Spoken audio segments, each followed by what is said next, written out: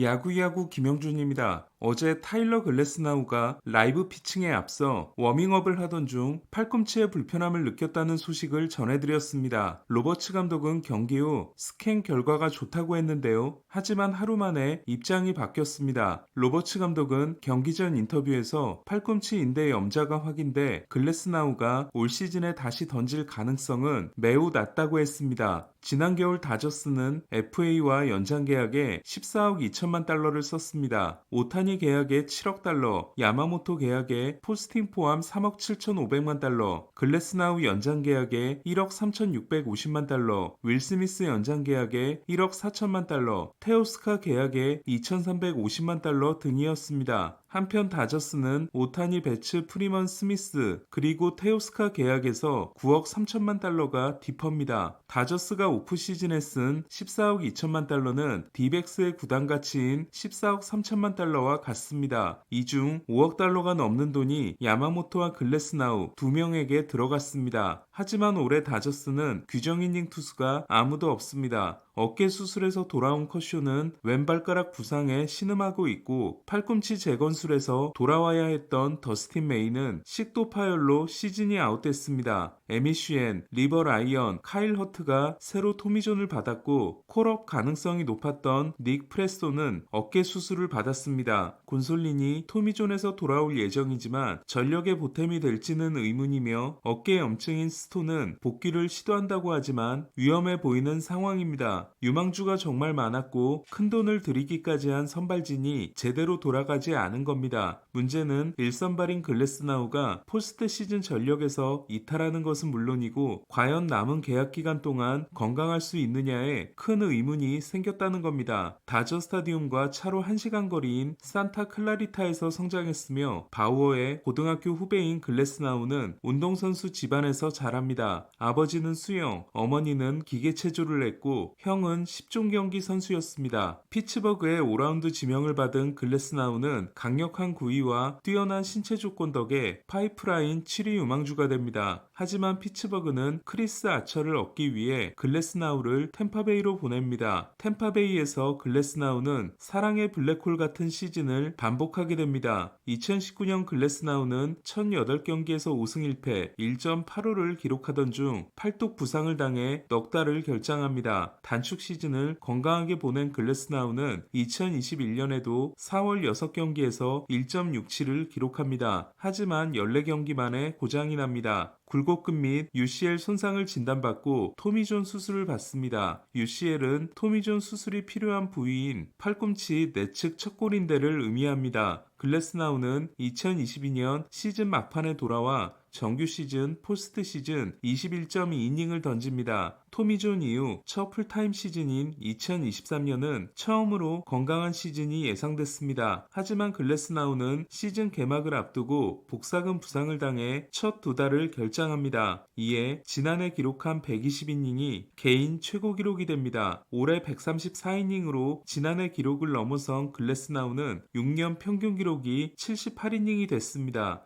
글래스나우는 복사근 부상을 제외한 나머지는 모두 팔꿈치 인대 부상이었던 것이고 토미존을 받았기 때문에 건강한 시즌을 보낼 수 있다고 했지만 또 팔꿈치 인대 부상을 당함으로써 내구성에 큰 의문이 생겼습니다. 이대로라면 글래스나우는 정규 시즌을 완주하고 포스트 시즌에 돌입하는 걸 기대하기가 어렵습니다. 로버츠 감독은 UCL 손상은 발견되지 않았지만 피칭을 무기한 중단할 계획이며 팀에 큰 타격이라고 했습니다.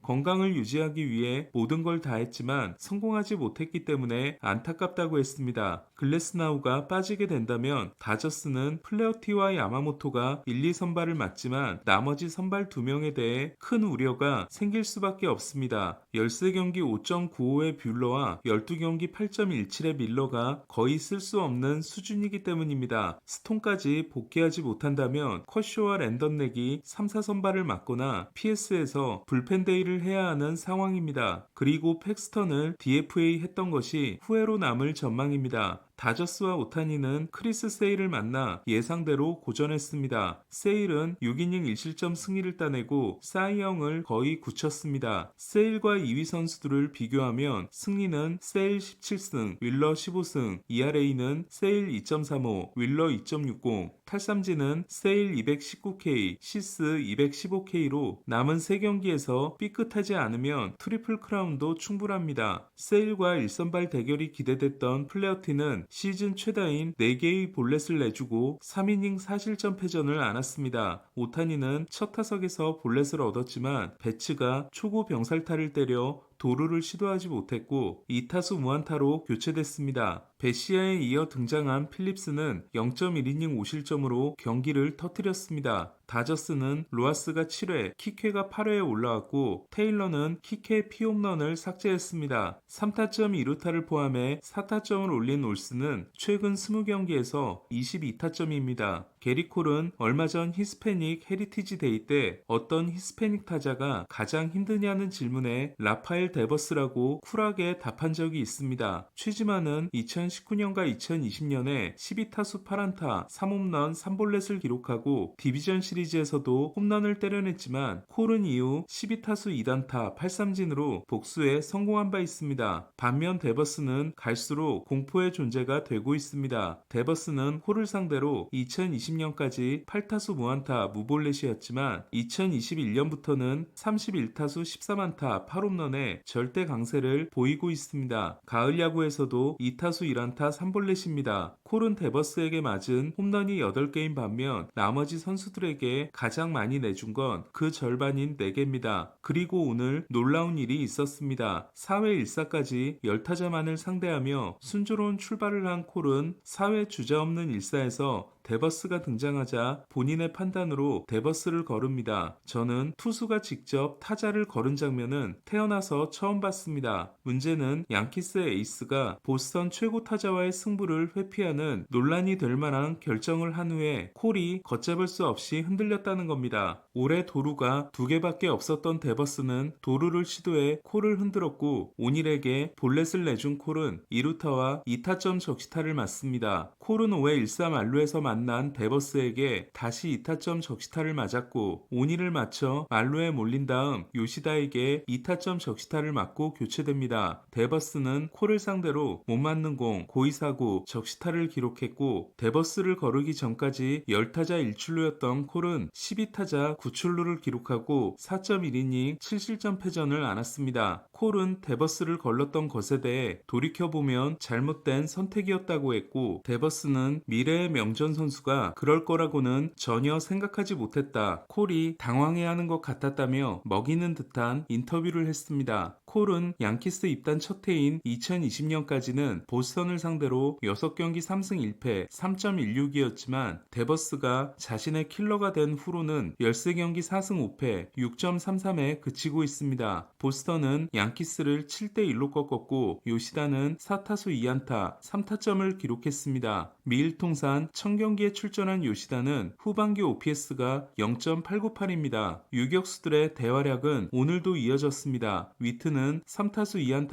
1볼넷으로 3타점을 올렸습니다. 198안타 31홈런 102타점 28도루인 위트는 1998년 에이로드가 유일한 200안타 30홈런 30도루 100타점 유격수에 2안타 2도루를 남겼습니다. 3타수 2안타 1볼넷 2타점을 기록한 핸더슨은 유격수 40홈런에 3개를 남겼습니다. 핸더슨은 37홈런 87타점 19도루입니다. 린도어가 보호 차원에서 쉰 반면 아다메스는 말로 홈런 포함 2홈런 5타점을 올렸습니다. 31홈런 107타점으로 오타니를 제치고 타점 1위가 된 아다메스는 3런이 13개 말로포가 하나입니다. 라미레스는 12경기 만에 홈런을 날려 35홈런 107타점 39도루가 됐습니다. 필리스가 매치를 꺾은 경기에서 하퍼는 4타수 2홈런 3타점을 올렸습니다. 하퍼는 30홈런에 2개가 남았습니다. 4년 연속 리그 최다패에 도전하는 코비는 6이닝 1실점 승리를 따냈습니다. 플렉스는 5이닝 무실점으로 선전했지만 승패 없이 물러났습니다. 미네소타는 7월 3일 이후 처음으로 루이스, 코레아, 벅스턴이 뭉쳤지만 신시내티에게 대패를 당했습니다. 코레아는 2루타를 기록했습니다. 오늘 소식은 여기까지입니다. 야구야구 김영준이었습니다.